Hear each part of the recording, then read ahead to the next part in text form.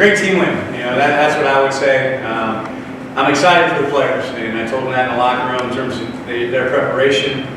I think we're not where we want to be. We all know that, we knew that, and it could be easy, I think, just to say, go through the motions and not prepare in a fashion that allows you to go out and win a football game. And we did a tremendous job, and so I give a lot of credit, you know, to the players, and I'm very appreciative and grateful for what they do and how they do it. And so that means a lot. It means a lot to me. It means a lot to our coaching staff as well.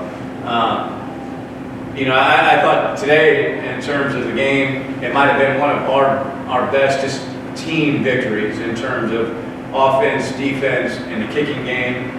You know, kind of all playing together. That's what's exciting as a head coach. And you know, we've had some wins here, and it just doesn't seem like we're good in two areas, but maybe not one. And I thought today was a day that we played pretty well in all three phases. Still have you know, a number of penalties. We have to eliminate those if we want to be a really good team and continue to put a win streak together. You know, we have to eliminate penalties. So proud of our team. I'm proud of our coaching staff, and obviously excited about getting the win today. It seemed like your team was a lot more together this game. Was that a result of you guys having the bye week and taking a couple days off, Coach? Good question. Yeah, I don't know. I guess I may even pass it on to these guys in terms of, I didn't feel necessarily anything too much different. You know, I would say we were able to come out and do a few things offensively that helped, and defensively, you know, and get us, you know, some stops, and then score a few points and get a turnover. And so I would say that probably, you know, helped the cause. But again, I said the approach that these guys, you know, have had hasn't changed, and so I guess you know, I'm probably a bad guy to ask because, you know, for me, I'm just such in the moment all the time. So. Austin, I guess I'll ask you that question. Did the couple days off and the bye week help you guys mentally? I feel like we had those extra days just to prepare for this week, and just I feel like as the season goes on, we're finishers. Like our team, we finish. No matter what, we're gonna work hard, and I just think no matter what, we're gonna finish in. With it being the back half of the season, you're gonna see just us being a team, because that's what we are. We're brothers out here. Mm-hmm. So that's just, and I'm sure those couple days of preparation helped, but just we're just gonna come and play ball. That's what we do. Ben, 233 yards, 2 touchdowns. How'd you feel today? It was great. I mean, we had a great game plan. We also left a lot of plays on the field that we all want back. But it felt good.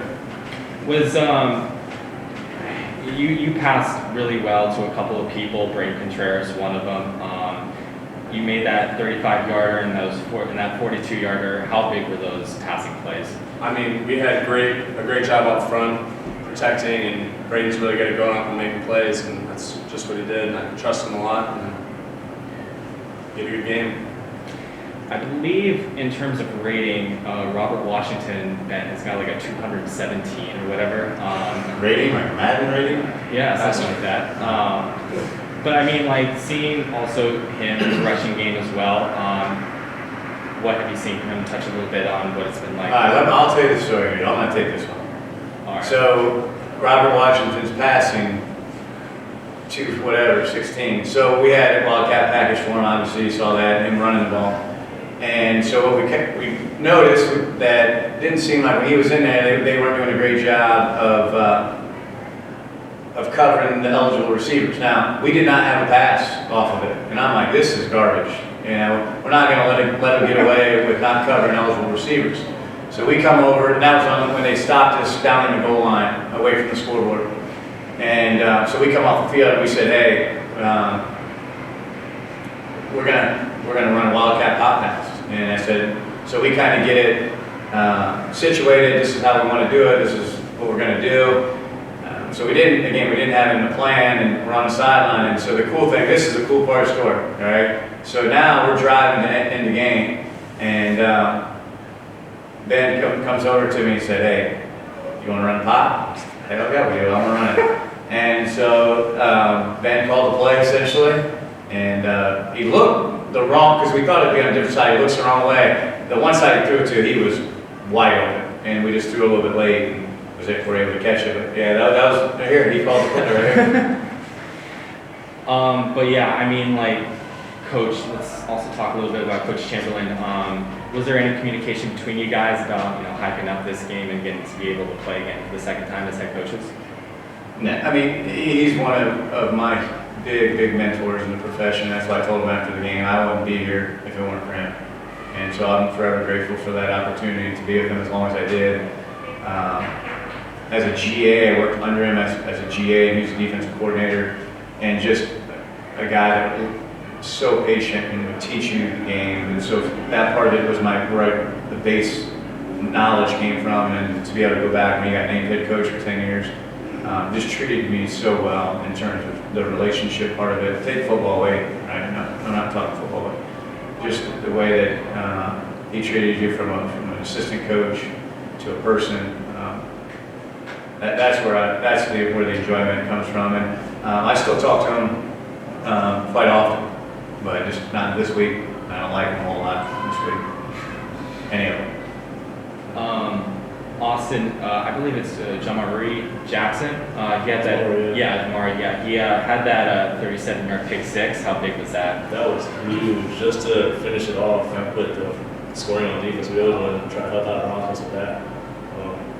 That was huge that he was able to make a play, be in the right place at the right time. Good ball there. You guys are also in the second half now of your season. You've got San Diego next. Coach, I'll be honest with you, Presbyterian lost to San Diego 69-28 today. I mean, how do you prepare for a perennial powerhouse like San Diego? And I think very similar to this week is that they play like three defenses. And so that means they're really good at those three defenses, and they know what to do and how to do it. And those guys, for me, earn my respect in terms of just how they do it. And they're very sound, and they're not going to beat themselves. So that's really on both sides of the ball. And yeah, it's one of those things where just like this week, we got to be able to execute on all three phases, in order to beat them. And so I think very similar to what we did last year, really, to be honest with you. I think you're fooling yourself if you're going to go out there and think you're going to score a bunch of points. And so I would say it's probably be a low-scoring game, tough, physical game, and be really good at kicking game, offense, defense. So. And let's also talk a little bit.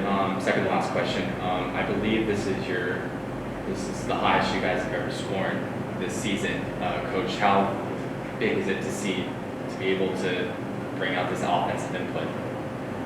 Yeah, I mean, I was excited for the guys in terms of, like I said, what they did and the execution.